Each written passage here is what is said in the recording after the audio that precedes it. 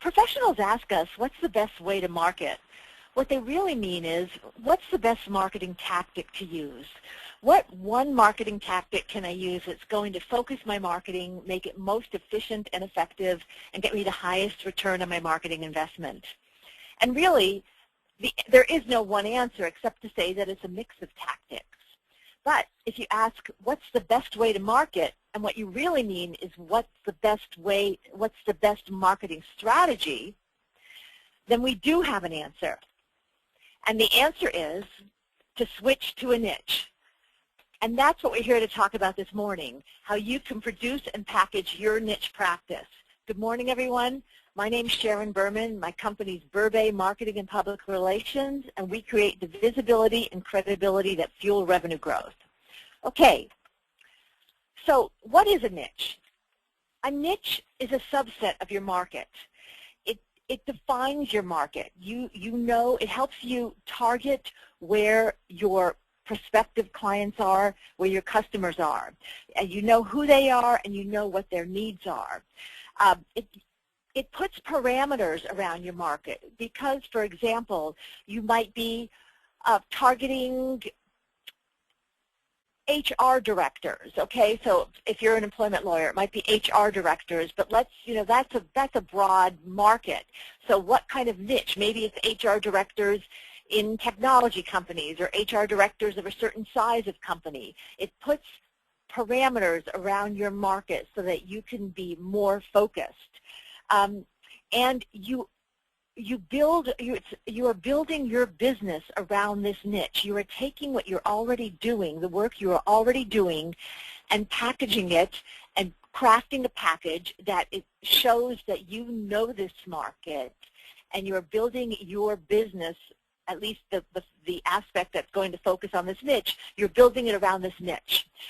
So for example, another example, if you're a niche, there are a lot of professionals who target high net worth individuals. Well, that to me it's a very broad and elusive market.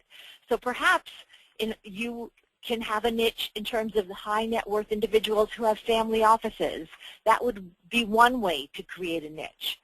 So you want to be thinking about how you can focus your marketing, and the more focused you can be, the more efficient and effective you're going to be. And that's the reason to switch to a niche. It's going to allow your marketing to have a focus, which will make it more efficient and effective and increase the potential that you are going to get a higher return on your market. You may have heard the phrase, there's riches in niches, and that's because the potential to be more profitable, to get a higher return, to generate more leads, at least in terms of a marketing perspective, is increases when the more focus you can have. We're talking about the rifle shot versus the shotgun. Okay, so what type of niche? All right, we can look at different kinds of niches. One would be an industry niche, which is really what we're partial to and what we'll be discussing. But an industry niche is important because clients think in terms of industry. I know that if you're a litigator or if you're a CPA, I know that you can do that work for anybody in any industry. We all know that. But how often have you been asked, well, tell me about what you've done for clients in my industry. Do you know this business? And you may want to say, look, it's the same as everybody else's, but really that's not what people want to hear. So it's clients think in terms of industries. And so we tend to be a lot more partial to industry niche marketing. Your niche can be demographics or psychographics. Demographics, for example, there are a couple of very successful estate planning attorneys who are young mothers themselves and have decided to go after that niche, new moms, new parents, and have been very successful in doing so. That would be a demographic niche. Or a psychographic niche would be, for example, how people see themselves, targeting the newly affluent or people who want to be, who are aspiring to that. Size, you can target by size, you can target by geography, In terms of creating your niche, for example, one example is in a combination. Is a few years ago we worked with an estate planning attorney. He wanted to target a very small area on the west side, and he was targeting, let's say, middle income earners. So that was a very focused niche. It can be a combination, but the idea is that all of these put parameters around your market and allow you to really focus what you're doing. Okay, what is not a niche? Because there is some confusion about this. What is not a niche? A niche is not, if your profession is not a niche, okay, if a CPA, lawyer, insurance professional, that is not a niche, because it doesn't tell you, it doesn't put parameters around your market. A practice area is not a niche. Now this is really important because practice areas basically are not niches. If you are, if you do M&A work, if you do employment law, estate planning, those are not niches. Those are practice areas, and within that you want to create your niche. And there is a lot of confusion about this because a lot of times when you look on websites, firms' websites, you see a real mix of practice area and industries, and really they're different and should be separated out. But anyway, so you want to make sure that when you're thinking about your niche, you're thinking about something that's going to draw a circle, a bullseye around your prospects, where they are. A non-niche. What's not a niche? It's great to have points of differentiation, and you can differentiate yourself by your niche marketing, but a point of differentiation is not necessarily a niche. For example, and we'll talk about this, you'll see an example of this later, but somebody who focuses in the food and beverage industry can differentiate themselves because that's what they do. But I heard a good example of this recently when somebody was talking about a consultant and how he differentiated himself. A very successful consultant, does great work.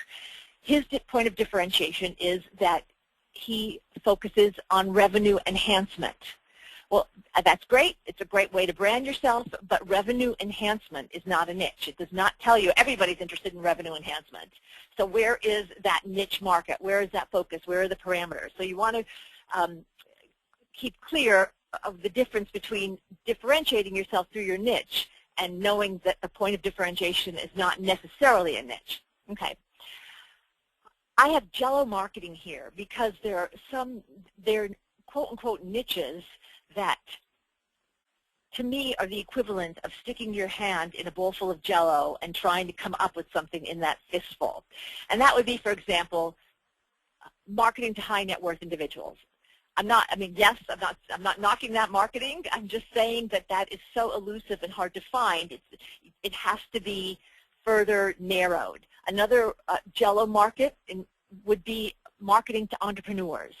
Well, entrepreneurs are everywhere, and they're not sitting around in any particular club or any particular venue waiting for somebody to come along and market to them. They're everywhere, and so that has to be further defined. Are they entrepreneurs between the ages of 25 and 34? Are they entrepreneurs in the tech industry? How do you narrow that market? Okay, so selecting your niche. In many ways, I mean, we talk with a lot of professional service firms who have clear niches that they haven't picked it up and put the pieces together in a sense. So one place to start is your client list. If you look at your client lists, I bet that there are industries that you've done you've had more than one client in, and it doesn't have to be that you've had dozens of clients. It can be just a few clients, and it doesn't have to be all recent work. It can be maybe you did something 3 years ago, you did something last year. It's how can you group that client list and look at the industries, the possible industries. And as I said, we talk with a lot of firms who it's really clear they've done a lot of work in aviation or they've done a lot of work in healthcare, but they haven't put those pieces together. And I think that's really one of the points I want to make today is that for most professional service firms, this is about packaging it. That's why we say producing and packaging your niche practice, because it's taking what you already have and tying it up in a different way. So and we all often talk to professional service firms and say, okay, what niches or what industries do you have expertise in, or where you focus? And we get a blank stare a lot of times. And when we talk with them, we do find that they do have expertise in certain areas. They just haven't really leveraged that. So that's the first place to start, is to go look at your client list. Another thing is to look at where the potential is. Okay, you have a lot of firms developing their energy practice, alternative energy, renewable energy, because that's a real burgeoning area and it's a hot area, and we'll see that for a while. Another area that you're seeing a lot of potential in is in intellectual property. There are a lot of, not a lot, but you see a growing number of firms developing a fashion niche, because it's the same intellectual property work they do for anyone, no matter what industry, but they see that there's a lot of interest now in IP as it pertains to the fashion industry. So we see more and more fashion practices. And then a niche could be an interest.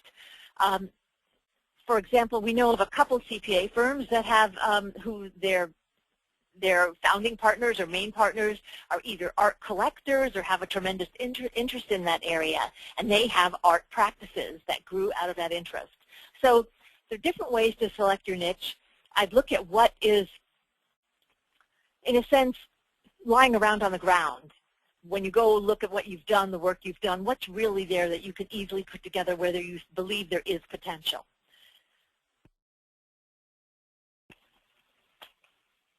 Okay, now there is a fear of niching.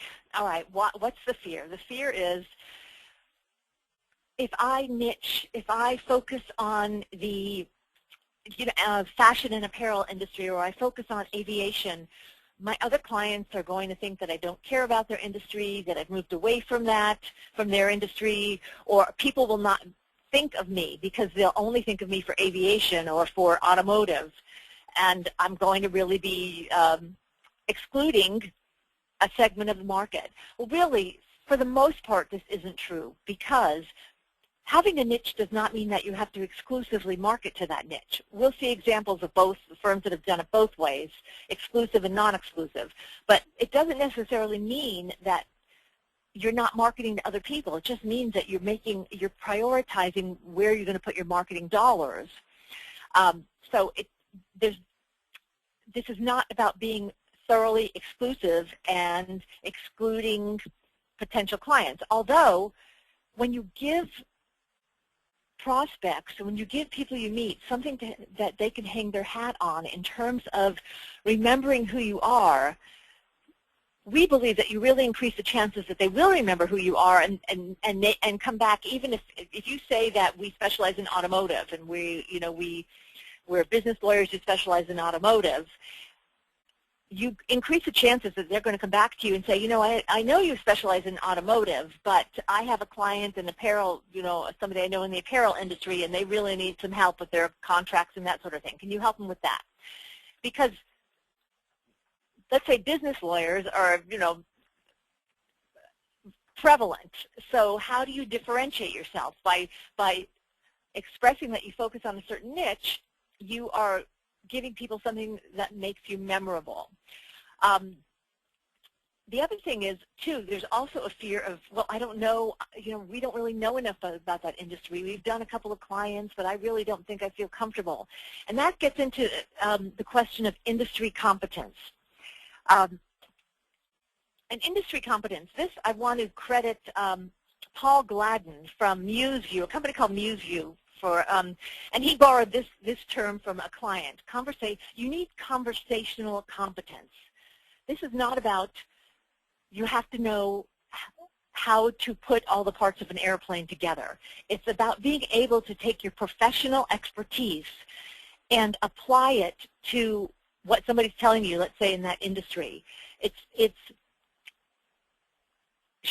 talking about the implications of what a prospect or client is doing based on your professional expertise and your conversational competence in that industry. Let me give you an example, and this is his example. I think it's a great example. He was talking about the fact that this is in the telecom industry. that somebody was in the telecom industry was talking about the fact that they were going to be building an ATM network. Well, if you said, I know I'm familiar with the telecom industry, and you started talking to them about their ATM network as bank tellers, as bank machines, that's going to be really clear that you don't understand that what they mean by ATM in telecom is asynchronous transfer mode technology. So you need to know some of the lingo. You need to know how it impacts a prospect, but you don't need to know you need to be able to understand the lingo, but not how to put together the airplane, let's say. For instance, if you were talking, in the telecom industry, if a client was saying, I'm going to put an ATM network in, and you know that that means asynchronous transfer mode, you know that that means there's going to be a tremendous capital investment, there's going to be legal implications, and you can talk knowledgeably from your perspective, your professional expertise, as opposed to staring at them blankly. So in some industries there's a higher bar, some industries a lower bar, but it's a matter of, this is not a matter of going back to school. This is a matter of just spending some time and effort focusing and gleaning what you can about the industry. Okay, so creating your niche. Okay, creating your niche. So let's say you've looked at your client list and you have decided, okay, you've seen that, wow, we've done some employment law in the healthcare arena, and we've done corporate, and we've done tax. It looks like maybe we should target the healthcare arena. So once again, the point I want to make is this is work you've already done. This is not anything new you're creating, except the marketing aspect might be new. This is about packaging what you've done and pulling the pieces together in a different framework. So you're going to create your niche. You decided it's healthcare. First, what you want to do, this is marketing. This is what you would do in any kind of marketing. Okay, assess the market. What are the important conferences that people go to? What are they reading? What are the publications? What are the websites? What are the blogs? You know, what's important in that market? Who are the players in terms of who would your competition be? Who, you know, who are the people that you might need to know that you might want to develop strategic alliances with? So it's really an assessment of the market, which you would do in any market that you're pursuing. Credentialing. Credentialing, what's wonderful about the digital world is that you can create these packages so easily compared to having to go out and print 4-color glossy brochures or anything like that. And I don't want to minimize this. This takes time, effort, and persistence and patience. But it's a lot more easily done than it would have been done 20 years ago, let's say. So credentialing. If you are saying that you're going to be working or you're going to be pursuing a healthcare niche, sure that your LinkedIn mentions that you have a healthcare expertise. And so often what we find is that when a professional tells us, oh, you know, we do so much work in this area, or I'm the only one, and this is, you know, people have told us this, you know, I'm the only one in California who does this kind of work. But if you ever look at their bio, or you ever look at their LinkedIn, there's no mention of that, or no indication that would, nothing that would lead you to believe that they are the expert or the only one doing that. So you want to make sure that you are talking about that your credentials reflect the niches that you are pursuing, and it doesn't have to be one niche. You can pursue a couple of niches. You don't want to overdo it, because then you're going to be defeating the purpose in terms of losing focus. But depending on the size of your firm, depending on your energy and interest, you can pursue a couple of niches. But you just want to make sure that your bios, that your LinkedIn, that anything else that talks about you mentions that niche. It can be a mention in a list of industries, or it can be more focused, and we'll see more examples of that. The other thing is get a web page up on your website. If you're saying that we really focus on healthcare and there's nothing on the website that really talks about that, you know, that doesn't jive, and you want to make sure that you are putting this package together effectively so that people immediately get the fact when they visit your website. They understand that you have expertise in this area. And this gets back, it's a little bit about playing the game. When we do our PR how to be your own PR firm. This is really, in a sense, about how to play the game, and I don't mean that in a glib sense or in a, what's the word, sarcastic sense. You don't have to be the expert. And you might know a lot more than a lot of other people about the healthcare industry, of accounting in the healthcare industry, insurance in the healthcare industry, you know, the legal ramifications in the healthcare industry. But if you're not putting that together, somebody who knows a lot less than you, who does put it together, is the one who's going to have the advantage, because people are, especially online, people are going to be Googling online, and that person may come up. And you may be the one who has all the experience, but if you're not telling that story, nobody's going to know. Okay, you want to have your database. You need a target market. Who are you targeting? So you need your email list, or you need your, however you're going to do it, you need to have a database that you can start communicating with. Okay. In creating your niche, you want to pursue what we call visit credibility. How do you increase your visibility in that niche, and how do you reinforce your credibility? How do you position yourself as the expert? You do that through being quoted in the media. You do that by publishing articles. You do that by writing blogs or commenting on others. You do that by speaking, webinars, exactly what I'm doing here today. This gets back to today. Content marketing, you need to create that content that's going to substantiate the fact that you understand this business and industry, or whatever niche it is, that you are the expert. So you have to create that body of work that immediately tells a story about you being the expert. What kind of case studies, testimonials, what kind of work have you done in that area? And that's also going along with the content marketing. You need to be able to leverage that. You need to get the word out through social media. You need to be communicating it with your markets in terms of a newsletter or, you know, client alerts or whatever it is. So it's about positioning yourself as the expert, creating the content that substantiates it and that can fill your content pipeline so that you can be distributing it and communicating that. Once again, this is all about playing the game. You know, we talk, and I'm reiterating the point that we talk with a lot of firms who have the substance but just haven't put it together. They haven't put the bow on the package. Okay, so let's look at some examples of professionals who have pursued niche practices. The first one is Don Snyder. Don Snyder is a CPA. He's with the business consulting and accounting firm of Green, Hassan and Jenks. They're about 13 partners, about 130 employees, and about 8 years ago, the firm decided that they went through a visioning process, and they decided to pursue certain industry areas.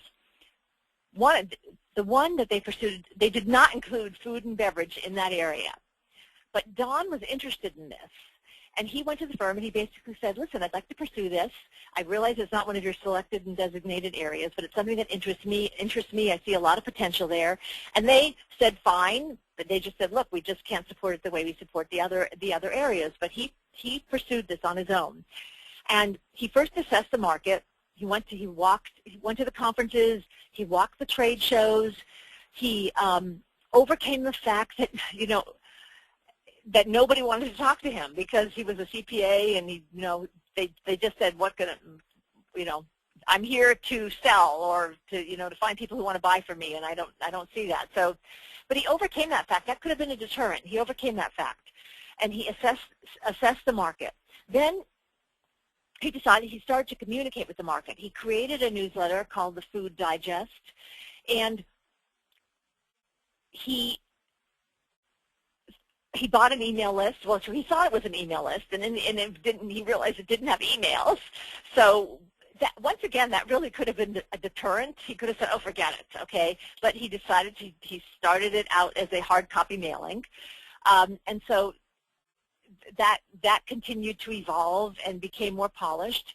And then he decided to create his own networking forums, and he held dinners, small dinners, where he'd have some dinners for C-level food industry executives, and he'd have mid-level executives, and he did those separately, but he'd invite prospects and clients, and then invite them to invite somebody else. And so there would be a topic. These would last maybe 90 minutes or 2 hours, and everybody got a lot out of them. There was a lot to share. And of course resulted in business for him, and they were very, very successful and very popular. He's also had food seminars and things like that, and over the last 8 years he has become known in the food industry, and the firm, no surprise, has really embraced this practice and has become known in the food and beverage area. Now, number one, I do want to say he's not a client. I just was really, this story really impressed me. I gave him a lot of credit because there was a lot of obstacles along the way that would have deterred a lot of other people who have said, oh, forget it, it's just too hard.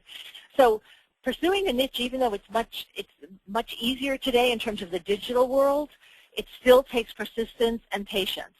Okay, now one thing here which is interesting is Don did not pursue food and beverage exclusively, and you can see in his bio he talks about all the other industries he works in, and then he also talks about the fact that he heads the firm's food and beverage practice. So this is non-exclusive marketing. When he meets with somebody in the food and beverage industry, of course he emphasizes that, but if he's meeting with an automotive manufacturer, he talks more about his general accounting experience or his other manufacturing experience. So if you're going to tailor what you're talking about, you're not going to be cutting other people out of your prospect arena. Also, he's positioning himself as an expert. Down here in the corner he discussed, in the LA Business Journal, he was featured discussing the trends, perspectives in the food and beverage industry. So it's that expert positioning. It's talking about the fact that, yeah, no, I know a lot of industries, but this is my niche. The food and beverage industry is my niche.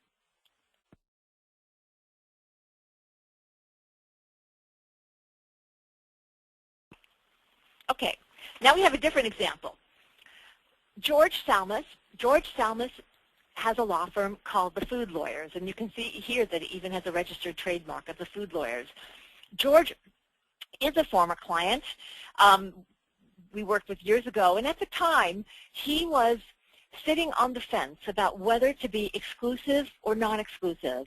And he had this, I don't know, maybe this was 8 years ago, something like that. He had 2 websites. And one was the Salmus Law Group, and one was the Food Lawyers, because he was afraid that non-food clients would come across the Food Lawyer website and say, hey, we're not food people, and maybe you don't really care about us. So for a while, he was juggling those 2, and I believe he even had 2 different newsletters.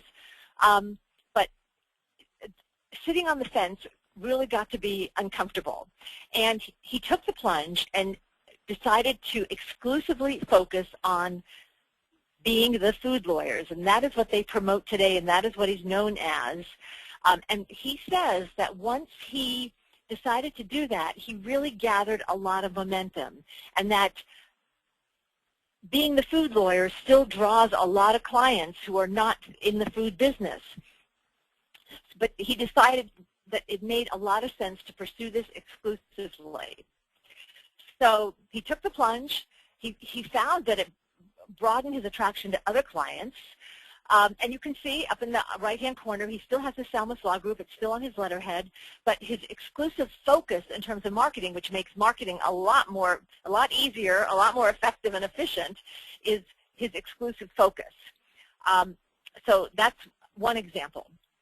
Now, this is another example. And I think this is just, these are all interesting, but this one really just I thought was very, very interesting. Probably 18 months ago, Markham, a national CPA firm, announced their lesbian, gay, bisexual, and transgender, LGBT, and non-traditional family practice group. And what really, this is just a prime example of taking what you have, tweaking it slightly, polishing it differently, repackaging it, and focusing on a niche. If you somebody here had an interest. Maybe they were lesbian, maybe they were gay, maybe it's just they had a lot of clients in that area. They had an interest and decided, let's pull these pieces together and pursue this market. And you can see that they repackaged a lot of things. They have top 10 tax planning tips for legally married same-sex couples. Top 10 non-traditional family estate planning checklist.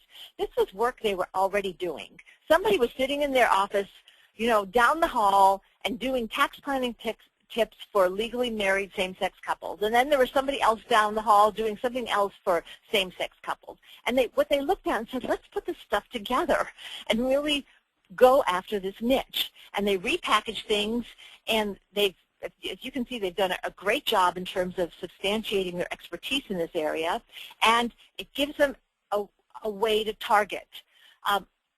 And what really also was interesting to me when they first announced this, which as I said was about 18 months ago, was that really pursuing this niche really was hot 12 or 15 years ago. And that was really interesting to me that they just said, oh, well, okay, I mean, same-sex couples are not going to go away. The market's going to be a market forever. But it just was interesting to me that even 10, 15 years down the road, they didn't say, oh, my God, it's too late. They just said, let's put this together and pursue it. And I think this is just a prime example of taking what you have and just going after that niche. All right, so a successful niche practice. A successful niche practice is a long-term proposition because, for example, you might say, okay, I'm going to check out the trade shows, I'm going to check out the conferences. Every industry, almost every niche has its go-to lawyer or go-to CPA already. You can't be deterred by that because there's room for another. Not everybody might like that person, whatever it is. So there's always room for another, but it's a long-term process in terms of establishing yourself in some of these niches. It takes patience, but there's no question, as you can see, that there's success. So, you know, I know that everybody listening to this webinar is very focused on their marketing and business development. And I know that you all want to make your marketing as efficient and effective as it can be. And I know that if you put some of this niche marketing into play, you're going to increase the potential that it gets you where you want to go, that you're going to get where you want to go. So, thank you very much for listening, everybody. Will you please mark your calendars on Tuesday, April 21st, our next webinar. We're going to be having highlights from the Legal Marketing Association Conference, which is the legal marketing conference. And there's going to be a lot of great information which we're going to come back and share with you. It's focused on legal marketing, but it can pertain to any kind of professional service marketing. And if you have questions, please give me a call, email me. We're here. We'd love to talk with you. Thanks very much for listening today.